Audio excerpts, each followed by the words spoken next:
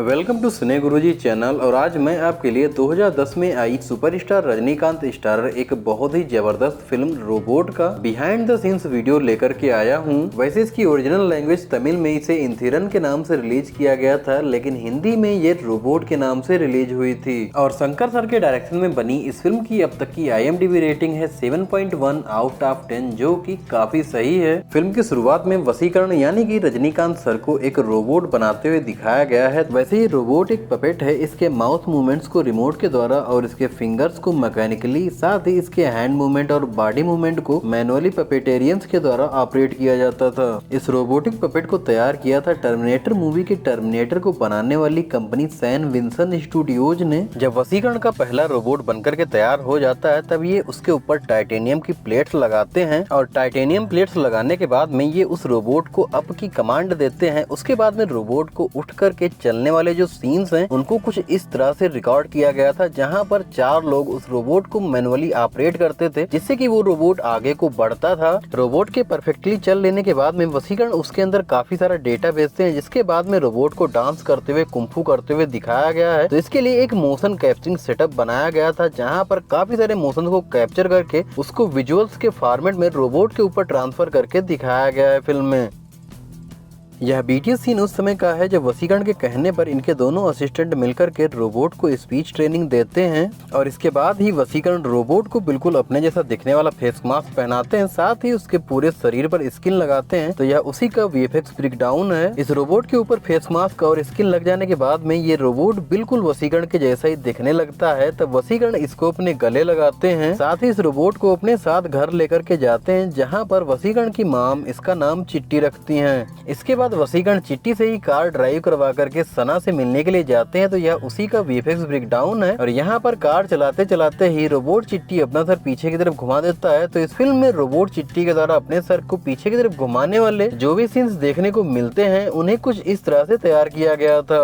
इसके बाद डॉक्टर वसीकरण सना के साथ में अपने रोबोट चिट्टी को लेकर के इंटरनेशनल रोबोटिक कॉन्फ्रेंस में जाते हैं, जहाँ पर वो अपने रोबोट के बारे में बताते हैं। तो यह उसी का BTS सीक्वेंस है। वैसे यहीं पर डॉक्टर वसीकरण को पढ़ाने वाले प्रोफेसर बोरा भी होते हैं, जो कि रोबोट चिट्टी को देख करके बहुत ज्यादा खुश नहीं होते और वह अपनी लैब में आते हैं। तब पहली बार प्रोफेसर बोरा के द्वारा बनाए गए रोबोट्स देखने को मिलते हैं, जो कि उनकी कमांड नहीं सुनते हैं और प्रोफेसर बोरा की कमांड पर उल्टे सीधे चलने वाले रोबोट वाले सीन्स को कुछ इस तरह से रिकॉर्ड किया गया था। वैसे इस फिल्म की शूटिंग के टाइम पर इन पपेट यानी कि कठपुतली रोबोट्स को चलाने के लिए 6 पपेटेरियंस को हायर किया गया था, जो कि इन रोबोट्स को ऑपरेट करते थे और इनको चलाते थे। और प्रोफेसर बोरा के लैब वाले सीक्वेंस में ही जब प्रोफेसर बोरा बहुत ज्यादा फ्रस्ट्रेट हो जाते हैं अपने रोबोट से, तो वो कहते हैं कि क्या हमारा गला ही दबा दोगे, और वो दूसरी तरफ मुड़ जाते हैं। तभी इनके द्वारा बनाया गया एक रोबोट आकर के इनका गला दबाने लगता है। तब ये उसे एक रोबोटिक हाथ मार करके अपने से अलग करते हैं। तो सीक्वेंस को कुछ इस तरह से शूट किया गया था। वहीं दूसरी तरफ सना यानी कि ऐश्वर्या राय चिट्टी को अपने घर लेकर के जाती है, जहाँ पर चिट्टी का हेड रिमूवल वाला सीन देखने को मिलता है। और यहाँ पर आप देख सकते हैं चिट्टी के हेड रिमूवल वाले सीन को रियल में किस तरह से तैयार किया गया था। इसके बाद जब सना पढ़ाई करने की कोशिश कर रही होती हैं, तब लाउड स्पीकर पर बहुत तेज गाने बजने लग जाते हैं, जिससे सना डिस्टर्ब होने लगती हैं। तब चिट्टी सना के साथ में जाकर के उस गाना बजाने वाली मशीन को ही तोड़ देते हैं। और यहीं पर जब कुछ लोग चिट्टी से फाइट करने के लिए आते हैं, तब चिट्टी का दुर्गे माँ वाला एक रूप देखने को मिलता है। तो यह उसी का BTS सीन है। हालांकि सीन को शूट करने से पहले ही इसका स्केच बनाया गया था और इसका प्री विजुअलाइजेशन भी किया गया था।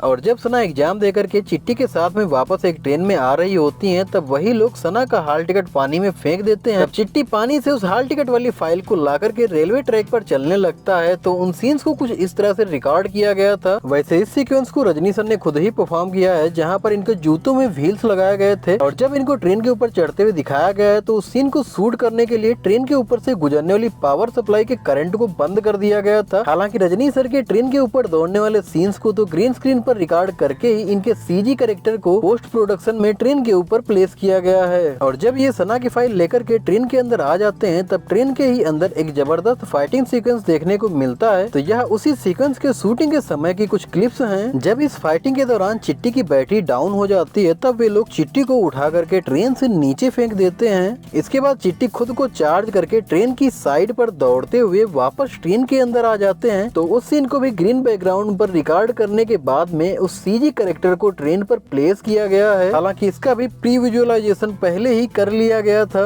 वैसे यहाँ पर तो चिट्टी का कैरेक्टर खुद रजनी सर ने किया है। एक्चुअली जितनी भी जगहों पर चिट्टी को विथ स्किन दिखाया गया है वो रजनी सर हैं, और जहाँ पर भी चिट्टी को विदाउट स्किन दिखाया गया है वो रोबोटिक पपेट है। हालांकि कुछ जगहों पर रोबोटिक कॉस्ट्यूम को भी यूज किया गया है। जब डॉक्टर वसीकरण और चिट्टी दोनों ही AIRD इवैल्यूएशन से वापस आ रहे होते हैं तब एक जगह पर आग लगी हुई दिखती है। तब वसीकरण चिट्टी को वहाँ से लोगों को बचाने के लिए भेजते हैं। चिट्टी जब आग के अंदर घुसता है तब उसके कपड़े और उसके ऊपर लगी हुई स्किन पूरी तरह से जल जाती है। तो यह उसी का VFX ब्रेकडाउन है। वैसे इस VFX के रेफरेंस के लिए एक स्टंटमैन को फुल सेफ्टी पैरामीटर्स के साथ में कुछ इस तरह से जलाया गया था, और यहाँ पर कुछ ही सेकंड्स मिले थे इस सीन को रिकॉर्ड करने के लिए। इसके तुरंत बाद ही इस आग को बुझाया भी गया था।